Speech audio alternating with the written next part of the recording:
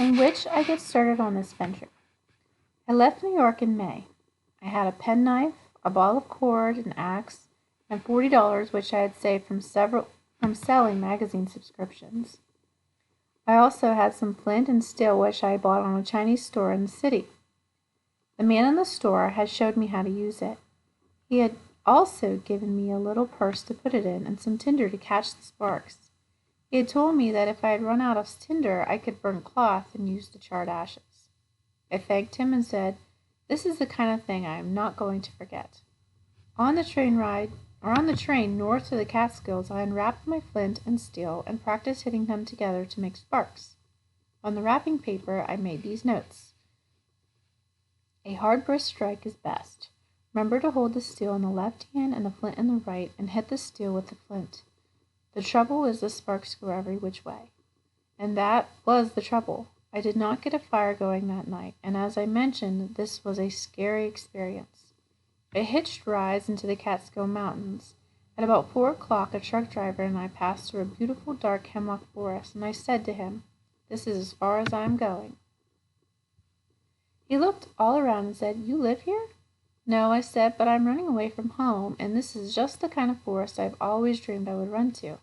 I think I'll camp here tonight." I hopped out of the cab. "Hey, boy," the driver shouted. "Are you serious?" "Sure," I said.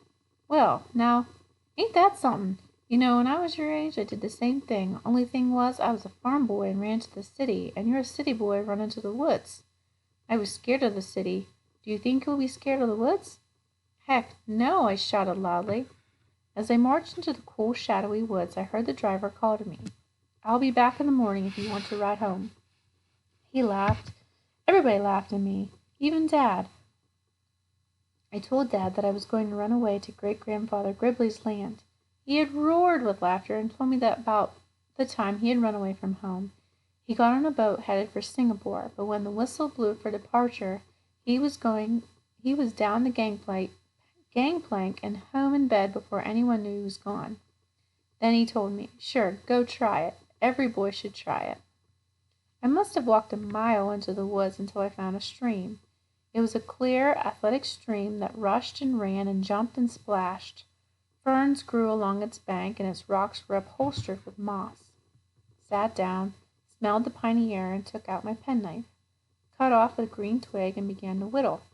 I have always been good at whittling. I carved a ship once that my teacher exhibited for parents' night at school. First, I whittled an angle on one end of the twig. Then I cut a smaller twig and sharpened it to a point. I whittled an angle on that twig and bound the two angles face to face with a strip of green bark. It was supposed to be a fish hook. According to a book on how to survive on the land that I read in the New York Public Library, this was the way to make your own hooks. I then dug for worms. I had hardly chopped the moss away with my axe before I hit frost. It had not occurred to me that there would be frost in the ground in May, but then I had not been on a mountain before.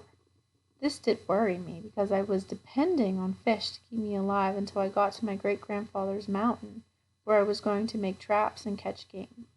I looked into the stream to see what else I could eat, and as I did, my hand knocked a rotten log apart. I remembered about old logs and all the sleeping stages of insects that are in it. I chopped away until I found a cold white grub. I swiftly tied a string to my hook, put the grub on, and walked up the stream looking for a good place to fish. All the manuals I had read were very empathetic about where fish lived, and so I had memorized this. In streams, fish usually congregate in pools in deep, calm water.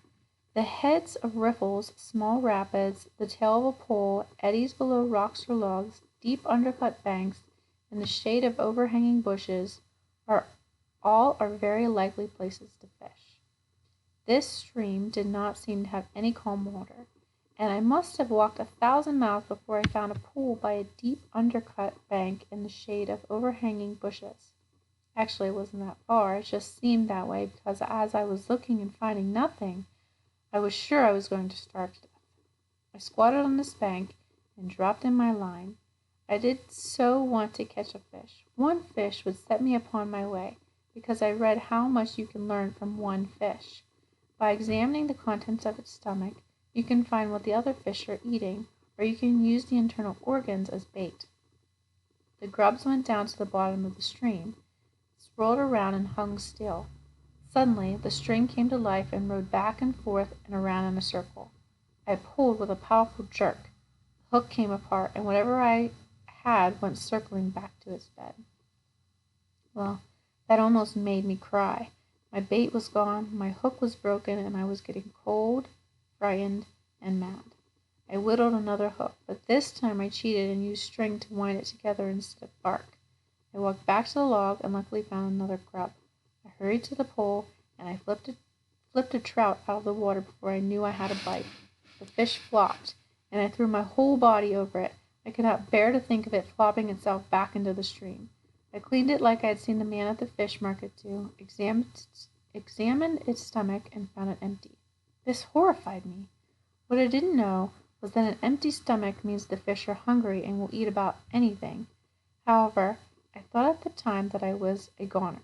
Sadly, I put some of the internal organs on my hook, and before I could get my line to the bottom, I had another bite. I lost that one, but then got the next one. I stopped when I had 5 nice little trout and looked around for a place to build a camp and make a fire. It wasn't hard to find a pretty spot along that stream. I selected a place beside a mossy rock in a circle of hemlocks. I decided to make a bed before I cooked. I cut off some boughs for a mattress, then I leaned some dead limbs against the border and covered them with hemlock limbs. This made a kind of tent. I crawled in, lay down, and felt alone and secret and very excited. But the rest of the story. I was on the northeast side of the mountain. It grew dark and cold early. Seeing the shadows slide down on me, I frantically ran around, gathering firewood. This is about the only thing I did right from that moment until dawn, because I remembered that the driest wood in a forest is the dead limbs that are still in the trees, and I gathered an enormous pile of them. That pile must still be there, for I never got a fire going. I got sparks. I even hit the tinder with the sparks. The tinder burned all right, but that was as far as I got. I blew on it, I breathed on it, I cupped it in my hands, but no sooner did I add twigs than the whole thing went black. Then it got too dark to see. I clicked steel and flint together, even though I couldn't see the tinder. Finally, I gave up and crawled into my hemlock tent, hungry, cold, and miserable. I could talk about that first night now, although it is still embarrassing to me because I was so stupid and scared that I hate to admit it. I had made my hemlock bed right in the stream valley where the wind drained down from the cold mountaintop. It might have been all right if I had made it on the other side of the boulder, but I didn't. I was right on the main highway of the cold winds as they tore down upon the valley below. I didn't have enough hemlock boughs under me, and before I had my head down, my stomach was cold and damp. I took some boughs off the roof and stuffed them under me, and then my shoulders were cold. I curled up in a ball, and I was almost asleep when a whippoorwill called. If you have ever been within 40 feet of whippoorwill, you will understand why I couldn't even shut my eyes. They are deafening. Well, anyway, the whole night went like that.